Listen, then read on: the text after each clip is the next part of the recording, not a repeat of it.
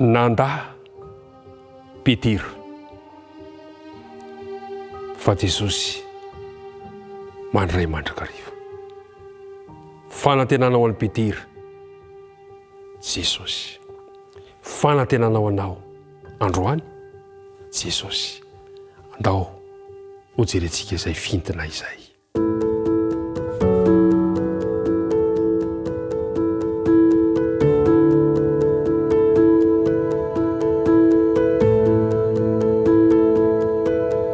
Bivaliana no iarabako anao indray amin'ity Zoma. Azo atao hoe famitiana ary raha ny tena marina izay resaka nytiniantsika nandrina izay herinandro izay. Fintina ny amin'ny toejavatra kanefa fintina izay hitondra fampahirezana ho anao. Fantatsika fa nanda Petera. Nitomany izy. Tsaroa ilay tenin'ny tompony.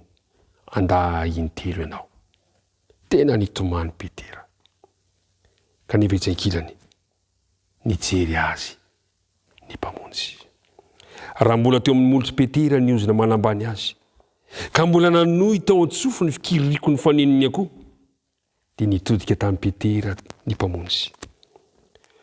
Niala tao amin'ireo mpitsara miketro n'andro noho ny fahatezerana fijeriny Jesosy, ka nifantoka tanteraka teo amin'ny Petera ilay mpianatra mahantra. Ry mpiara-mianatra namako, mifantoka any aminao androany mason'i Jesosy. Tamin'izay fotoana izay kosa dia voatarika ho eo amin'ny tompony ny mason'i Petera. Mifanojo zany izao ny tisiny manina. Fangorahana sy feno alahelo lala no hitany teo amin'ilay endrika malemy fanahy. Fa tsy nisy atezerana. Natoinona ny fahalemen'i Petera. Tia azo mandrakariva Jesosy. Natoinona fahalemenao. Ka vonina ampifanitsy ny mason'i Jesosy amin'ny masonao ianao. Tianao izy.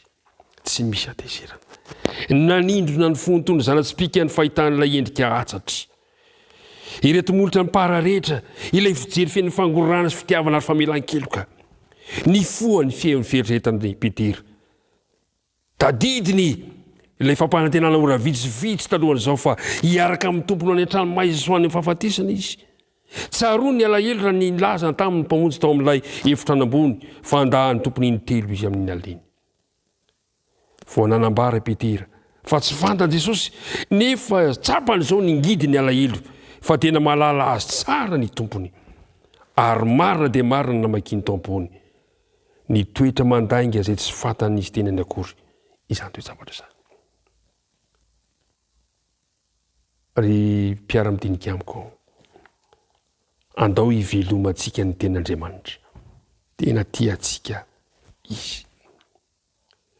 Ny fibebahana nandalovan'i Petera dia fibebahana ihany koa ho antsika ankehitriny. Ny fandraisan'i Petera an Jesosy no fandraisantsika koa an Jesosy amin'izao ora izao. Koa dia mirary fahirezana ho anao, raiso Jesosy, fa izy ilay tianao hatramin'ny farany. Manasanao sahady amin'ny dinidingy fanaovantsika amin'ny manaraka, loha hevitra goavana ny rahantsika satria idierina antsika eo amin'ny filazantarana Marka 5:10 no dinidingy fanaovantsika ilay ny tsarana Jesosy nanombohana azy tao amin'ny hazo fijaliana.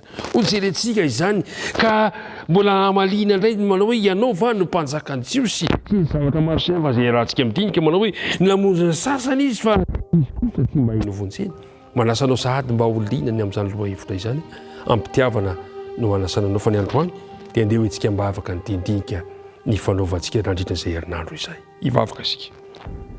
Andriamanitra rainay izay ny an-danitro, misotranao izahay fa tianay ianao ary mametraka mandrakariva ny fiainanay sy ny fiainan'ity mpiaino ity mba ho anjakanao. Aza mafoina mahasaraka anay ary aoka ny fijerina tao amin'ny Petera izay mitory fitiavana sy famelan-keloka no mba hijerenao anay koa ankehitriny na dia tsy mendrika ary izahay mba ho jerenao amin'ny fitiavana sy famelan-keloka izahay. Dia mitahy anay, mitahy ny tontolo andronay androany. Fa mivavaka ty tonoana sy agnatahana amin'ny anaran'i Jesosy Reriany. Amen.